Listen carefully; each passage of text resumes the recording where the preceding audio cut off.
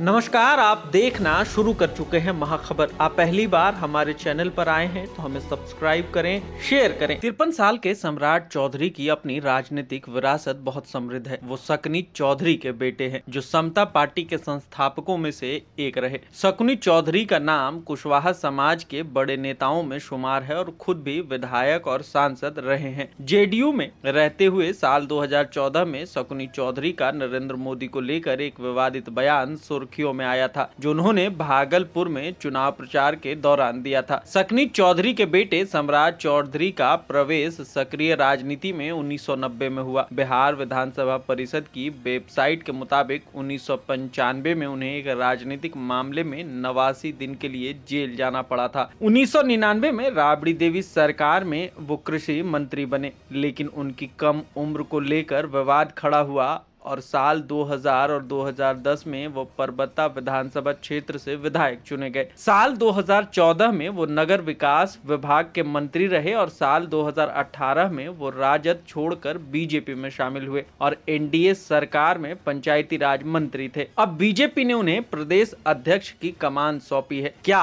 वजह हो सकती है, आइए सिलसिलेवार तरीके से समझते हैं। सम्राट चौधरी को बीजेपी प्रदेश अध्यक्ष की कमान सौंपने की दो वजह हैं। पहली वजह उनकी जाति जो कोयरी है और दूसरी वजह उनका नौजवान और आक्रामक होना। बीजेपी अब चाहती है कि उनको सीएम के तौर पर तेजस्वी के खिलाफ प्रोजेक्ट किया जाए। उनकी उम्र और जाति दोनों उनके साथ है। बीजेपी के इस फैसले को जातीय नजरिए से देखें तो ओबीसी वोट बैंक में यादवों के बाद सबसे ज्यादा संख्या बल कुर्मी कोयरी का है। यादवों की आबादी तकरीबन 15% है और कुर्मी कोयरी की 7% के करीब। कुर्मी कोयरी में भी कोयरी की आबादी ज्यादा है। ऐसे में आरजेडी के यादव वोट बैंक का मुकाबला अगर किसी भी पार्टी को करना है तो उसमें कुर्मी कोयरी वोट बैंक अहम भूमिका निभा सकता है। सम्राट चौधरी के अपनी राजनीतिक पारी राजद से शुरू हुई थी। वहीं शकुनी चौधरी राजनीति में सेना से रिटायर होने के बाद आए थे,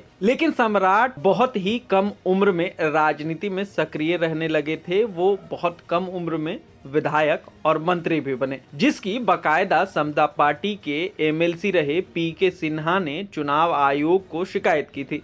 सम्राट चौधरी बहुत सक्रिय, कमिटेड और राजनीति से इतर व्यक्तिगत संबंधों को निभाने वाले हैं। सम्राट चौधरी अपनी राजनीतिक विरासत से इतर काम करने वाले और जनप्रिय नेता भी हैं। बीते कुछ महीनों से बिहार की राजनीति में ये संकेत मिल रहे हैं कि नीतीश और बीजेपी के बीच नजदीकियां बढ़ रही हैं। बिहार में नए राज्यपाल राजेंद्र विश्वनाथ की नियुक्ति से पहले गृह मंत्री अमित शाह का नीतीश कुमार को फोन करना और नीतीश के जन्मदिन की बधाई से कयास तेज हो गए थे। विश्लेषकों की माने तो सम्राट चौधरी को बिहार बीजेपी का अध्यक्ष नियुक्त करके अब इन नजदीकियों पर विराम लग गया है। लेकिन कई सवाल अब भी बने हुए हैं, जैसे क्या आरजेडी के यादव वोट बैंक के कार्ड के रूप में सम्राट चौधरी को देखा जा रहा है? क्या आरजेडी के नेता इसे अपने प्रतिद्वंदी के रूप में देख रहे हैं, या फिर भारतीय जनता पार्टी इसे नीतीश कुमार के कुर्मी कोयरी वोट बैंक को निशाने पर लगाने की सोच रही है? कुल मिलाकर सवाल कई हैं और जवाब कुछ भी नहीं। ऐसे में अब वक्त आने पर ही पता चल पाएगा कि किसका महत्व कितना रह जाएगा, क्योंकि वक्त सबकी अहमियत तय करता है और सम्राट चौधरी की अहमियत भी वक्त ही तय करेगा।